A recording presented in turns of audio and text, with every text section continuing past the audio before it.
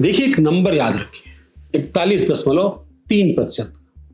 2022 में बीजेपी को यूपी विधानसभा चुनाव में 41.3% वोट शेयर मिला था। 273 सीटें आई और हिस्टोरिकल मैंडेट माना। 2024 लोकसभा में यूपी में फिर 41.4% वोट शेयर बीजेपी को, लगभग सेम नंबर। सीटें 80 में सिर्फ 33। नंबर्स रिपीट कीजिए, 273 सीटें और उसके बाद 33 सीटें।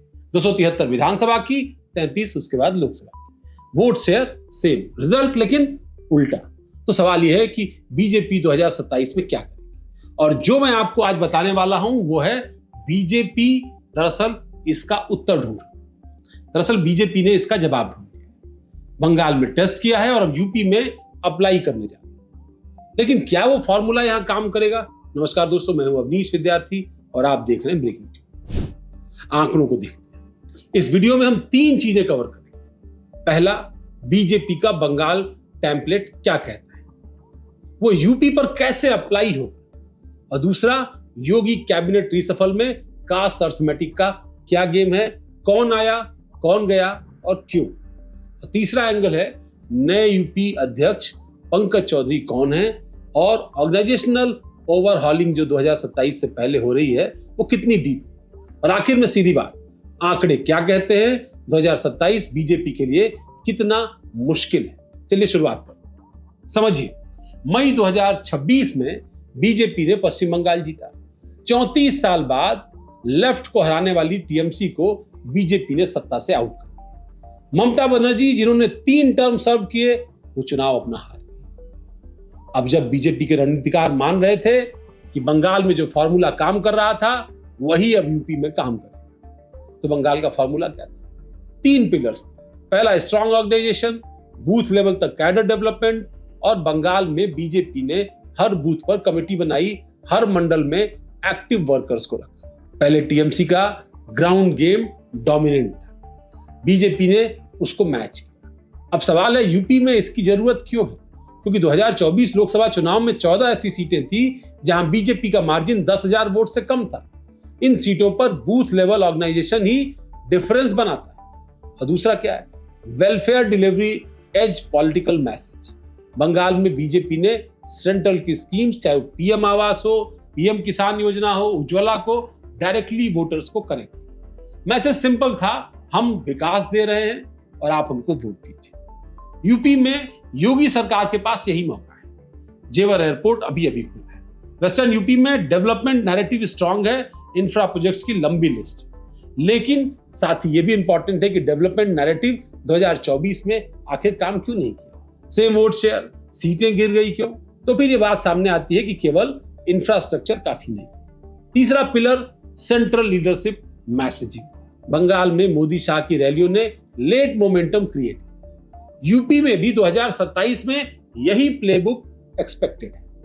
पीएम मोदी का डायरेक्ट इंटरवेंशन और एग्रेसिव कैंपेन इसका सबसे मजबूत हथियार।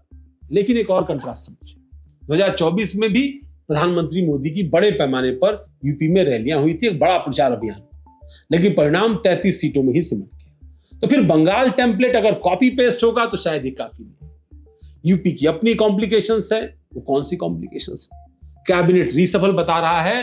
देखिए, बंगाल जीतने के तुरंत बाद बीजेपी ने यूपी में 2 काम किए। पहला काम, योगी कैबिनेट में रीशफल, और दूसरा, स्टेट प्रेसिडेंट को अपॉइंट करने के बाद अब उनके ऑर्गेनाइजेशन को रीसफल करना, नए सिरे से उनको एक नई टीम देना। कैबिनेट रीसफल पहले देखते हैं। बीजेपी ने नॉन यादव ओबीसी, दलित और अपर कास्ट कम्युनिटीज के लीडर्स को इसमें इंडक्ट किया। यह सपा के पीडीए नैरेटिव का डायरेक्ट काउंटर है। अब पीडीए क्या है? पिछड़ा, दलित और अल्पसंख्यक। अखिलेश यादव का 2024 लोकसभा का फॉर्मूला। इस फॉर्मूले ने सपा और कांग्रेस गठबंधन को यूपी में 43 सीटें दिलाई। बीजेपी की समस्या यही है कि पीडीए एकीकरण से उनका गैर यादव ओबीसी वोट खिसक गया और वो इंडिया गठबंधन की तरफ चला गया। 2017 और 2019 में नॉन यादव ओबीसी बीजेपी के साथ सॉलिडिटी दिखा, 2021 में क्रैक करता हुआ दिखा। तो कैबिनेट रिसफल में बीजेपी ने क्या किया? निषाद कम्युनिटी से प्रतिनिधित्व बढ़ाया, कुर्मी समाज से नेता लिया, राजभर समाज को भी जगह दी गई। ये सब कुछ पहले हो चुका है।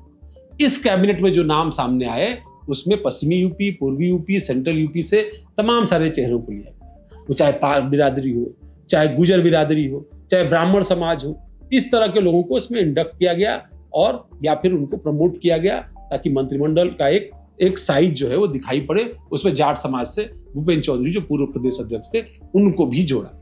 अब निषाद, राजभर, ये सारे समाज या कुर्मी समाज तो पहले ही बीजेपी ने सेट कर रखा था, चाहे गठबंधन के माध्यम से, चाहे कुर्मी समाज से प्रदेश अध्यक्ष बनाकर। लेकिन पाल, गुजर, जाट, ब्राह्मण, इन समाज के नेताओं को जोड़कर, चाहे विश्वकर्मा, इन नेताओं को जोड़ करके बीजेपी ने दरअसल एक नया इक्वेशन पैन यूपी देने की कोशिश यहां पर की, नॉन ओबीसी कम्युनिटीज को जोड़ करके। और अब इस अर्थमेटिक को अगर आप मैच करेंगे अपर कास्ट और नॉन यादव ओबीसी कम्युनिटीज को लेकर के, तो एक समीकरण बनता हुआ दिखेगा। अब कुर्मी की बात करते हैं। दरअसल कुर्मी समाज से पंकज चौधरी आते हैं, आपको पता है प्रदेश अध्यक्ष है।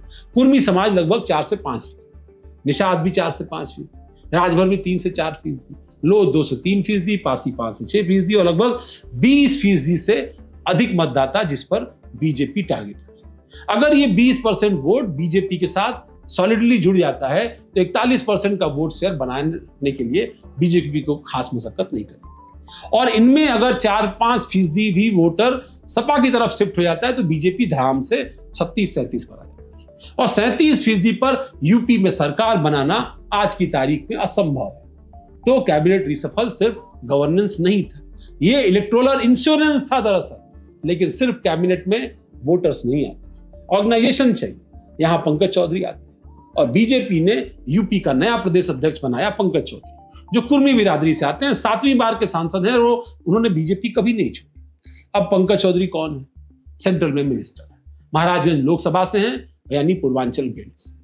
यह अपॉइंटमेंट सिग्नल है 2024 लोकसभा चुनाव में बीजेपी की सबसे ज्यादा डैमेज जो हुआ था वो पूर्वांचल में। गोरखपुर डिवीजन में तो एक सीट छोड़ के बाकी सीटें वो जीत गए थे, लेकिन वाराणसी डिवीजन, आजमगढ़ डिवीजन, देवी पाटन, बस्ती, इन तमाम जगहों पर काफी डैमेज। इन 5 डिवीजन्स में रफली 40 लोकसभा सीट्स आती हैं और बीजेपी का वोट शेयर यहां एवरेज 4 से 5% तक गिर गया 2019 की तुलना। पूर्वांचल से प्रदेश अध्यक्ष का आना मतलब बीजेपी पूर्वी यूपी को प्राथमिकता दी। अगर पंकज चौधरी का पहला काम यहां पर क्या होना है? रिपोर्ट्स के मुताबिक बूथ और डिस्ट्रिक्ट लेवल मीटिंग्स और उन मीटिंग्स को शेड्यूल। बंगाल मॉडल का कोर यही था, बॉटम अप ऑर्गेनाइजेशनल स्ट्रेंथ करना, यही सबसे बड़ी चीज है। यूपी में बीजेपी के पास रफली 1.5 लाख बूथ है, इनमें से कितने सच में एक्टिव हैं ये सवाल है। 2024 के रिजल्ट सजेस्ट करते हैं कि ग्राउंड लेवल मशीनरी कमजोर हुई, विशेष रूप से पूर्वांचल में, और इसीलिए पूर्वांचल का परिणाम अच्छा नहीं है। अब तो मुख्यमंत्री, डिप्टी सीएम, प्रदेश अध्यक्ष सब पूर्वांचल से। एक और इंपॉर्टेंट बात है, यूपी में बीजेपी को एंटी इनकम्बेंसी मैनेज करना। रिपोर्ट्स कह रहे हैं कि 80 से ज्यादा सीटों पर सिटिंग एमएलए डीपली अनपॉपुलर है। 80 सीटें या 403 में रफली 20%। बंगाल में बीजेपी ने 80% कैंडिडेट्स बदल दिए। क्या यूपी में भी ऐसा होगा? डेटा यही सजेस्ट करता है और पंकज चौधरी का मैंडेट फ्रेश कैंडिडेट ढूंढना। ठहरिए, अभी ये तक हमने ये बात नहीं कही है कि बीजेपी की स्ट्रेटजी क्या है, ये देखिए। लेकिन चुनाव एक तरफ से नहीं लड़ा जाता, कई रणनीतियों के साथ। समाजवादी पार्टी क्या कर और बीएसपी कहां है, यह समझना भी जरूरी है, क्योंकि 2027 का रिजल्ट बीजेपी की स्ट्रेटजी पर उतना डिपेंड नहीं करता जितना विपक्ष के काउंटर स्ट्रेटजी पर डिपेंड करता है। अखिलेश यादव ने एक बहुत ही इंटरेस्टिंग मूव खेला है, पीडीए को रीब्रांड किया। पिछड़ा, दलित, अल्पसंख्यक, ये पुराना पीडीए था। नया पीडीए उनका क्या है? उनका नया पीडीए है plan, development and action. Vision India programme उन्होंने लॉन्च किया है। जून 14 को आगरा में ट्रेडर्स और छोटे बिजनेसमैन से बात कर वो ये बता रहे थे कि यूपी को लेकर उनका विजन क्या है और उनके डेवलपमेंट प्रोग्राम अभी भी यूपी में उनकी पॉपुलैरिटी को मेंटेन करते हैं। ये रीब्रांडिंग क्यों? क्योंकि पीडीए लेवल से सपा पर एक अटैक भी आता कि ये सिर्फ यादव मुस्लिम पार्टी। नया पीडीए कहता है हम डेवलपमेंट की बात करते हैं, लेकिन अखिलेश की सबसे बड़ी चाल कुछ और है, वो है ब्राह्मणों तक पहुंचना। माता प्रसाद पांडे को लीडर ऑफ अपोजिशन बनाना, जो 2024 के चुनाव के बाद हुआ। 7 बार के विधायक, 2 बार के स्पीकर और पार्टी का सबसे क्रेडिबल ब्राह्मण चेहरा। हरिशंकर तिवारी की बर्थ एनिवर्सरी अटेंड करने का अनाउंसमेंट भी पार्टी ने किया। हरिशंकर तिवारी पूर्वी उत्तर प्रदेश में ब्राह्मण समाज के एक तरीके से फेस माने जाते हैं। ये गोरखपुर बेल्ट है और योगी आदित्यनाथ का होम टर्फ। ऐतिहासिक समानता। 2007 जब मायावती ने ब्राह्मणों को लुभाया था, बीएसपी को 206 सीटें मिली। यूपी में ब्राह्मण वोट लगभग 10%। जब ये वोट शिफ्ट होता है तो परिणाम ड्रामेटिक होता है। तो अखिलेश अब 2007 को रिपीट करना चाहते हैं, ब्राह्मण वोट को बीजेपी से तोड़ना चाहते हैं। लेकिन सबसे महत्वपूर्ण अंतर क्या है? 2007 में बीएसपी ने एक डेडिकेटेड ब्राह्मण आउटरीच कैंपेन चलाया। हाथी नहीं गणेश है, ब्रह्मा विष्णु महेश है। समाजवादी पार्टी ने कभी ब्राह्मणों को ऑर्गेनिकली अट्रैक्ट नहीं किया। ये सबसे बड़ी दुविधा है। इसलिए ब्राह्मण को जोड़ना अखिलेश के लिए न सिर्फ मुश्किल है बल्कि बहुत बड़ी चुनौती है। एक लीडर को पोजीशन देने से वोट ट्रांसफर ऑटोमेटिक नहीं होता। तो अखिलेश की ब्राह्मण स्ट्रेटजी कितनी इफेक्टिव होगी, यह भी यहां देखना दिलचस्प है। दरअसल ये 2027 का सबसे अनसुलझा सवाल होगा और एक फैक्टर जो सब भूल रहे हैं वो है बीएसपी। 2024 के लोकसभा चुनाव में बीएसपी का वोट शेयर रफली 8 से 9% और सीटें 0 थी। लेकिन 8 से 9% वोट शेयर का मतलब रफली 1.5 करोड़ वोट। ये वोट किधर गए? ज्यादातर जाटो समुदाय के वोट, लगभग 11% आबादी बीएसपी का बेस वोट। अगर 2027 में बीएसपी कमजोर रहती है तो ये वोट्स कहां जाएंगे? सपा को जाएंगे, नोटा को जाएंगे या फिर एब्सेंट रहेंगे? ये बीजेपी और समाजवादी पार्टी दोनों के लिए अनसर्टेनिटी। और बीएसपी अगर 5% से नीचे गई तो रफली 30 से 40 सीटों का समीकरण पूरी तरीके से बदल जाएगा। तो फाइनल इक्वेशन क्या होगा? बीजेपी का 2022 का रिजल्ट बताता है 41.3% वोट से 273 सीटें, लेकिन 2024 की लोकसभा बताती है 41.4% वोट, लेकिन 80 में से केवल 33। क्या दो चीजों से आया? पहला, विपक्ष की एकजुटता, यानी सपा कांग्रेस एक साथ आ गए, वोट स्प्लिट होने से रोका गया। दूसरा, पीडीए का फॉर्मूला, यानी नॉन ओबीसी और दलित वोटर सपा की तरफ शिफ्ट हो गया। बीजेपी का 2027 गेम प्लान क्या है? पहला, Bengal template, organisational welfare, central messaging. और दूसरा, cabinet reshuffle, caste arithmetics fix, non Yadav OBC को वापस लाओ। और तीसरा है Pankaj Chaudhary, ground up organisational rebuild, specially Purvanchal. और चौथा क्या है? एंटी इनकम्बेंसी मैनेज करो और 80 अनपॉपुलर विधायकों को लिस्ट से बाहर, यानी उनके टिकट काट दो। समाजवादी पार्टी का प्लान क्या है? पहला प्लान है PDA part 2, rebranding plus development image. और दूसरा है ब्राह्मणों तक पहुंचना, अपर कास्ट वोटर्स में क्रैक करना। और तीसरा, इंडिया ब्लॉक गठबंधन, यानी कांग्रेस के साथ सीट से। अखिलेश का पर्सनल कनेक्ट पूरे यूपी में विजन इमेज। और सीधी बात, 2027 दरअसल यूपी विधानसभा चुनाव भारत का सबसे महत्वपूर्ण चुनाव। आंकड़े कहते हैं कि बीजेपी के लिए यूपी बेहद महत्वपूर्ण है, लेकिन 22 जैसा आसान है।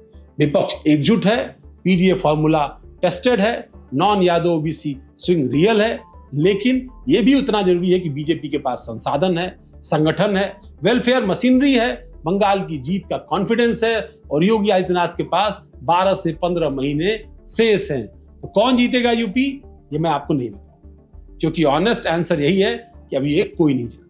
12 महीने बहुत लंबे होते हैं, सियासत में इतने महीनों में बहुत कुछ बदल जाता है। 2017 में भी 12 महीने पहले किसी ने नहीं सोचा था कि बीजेपी 312 सीटें प्रेडिक्ट कर करके ले आएगी। किसी ने नहीं सोचा था कि बीजेपी 312 सीटें जीत सकती है। लेकिन आंकड़े कहते हैं वो ये है कि मार्जिन बहुत थिन है, 2 से 3% वोट स्विंग इधर दिस वे और that way, result completely change. इसलिए दोनों पार्टियां इतनी अग्रेसिव हैं क्योंकि दोनों को पता है कि 2027 में यूपी का खेल रेजर एज पर है। अगर आपको ये एनालिसिस यूजफुल लगती है तो सब्सक्राइब करिए ब्रेकिंग ट्यूब को। ब्रेकिंग ट्यूब पर हम 2027 तक हर सप्ताह कॉन्स्टिट्यूएंसी लेवल डेटा एनालिसिस लेकर आएंगे और कमेंट्स में आपको बताएंगे कि आपकी कॉन्स्टिट्यूएंसी में बीजेपी और समाजवादी पार्टी जमीन पर कैसा परफॉर्म कर रहा है। आपकी लोकल इंटेलिजेंस, हमारा एनालिसिस, ये दोनों ज्यादा वैल्यूएबल है। मिलते हैं अगले वीडियो में, तब तक के लिए नमस्कार।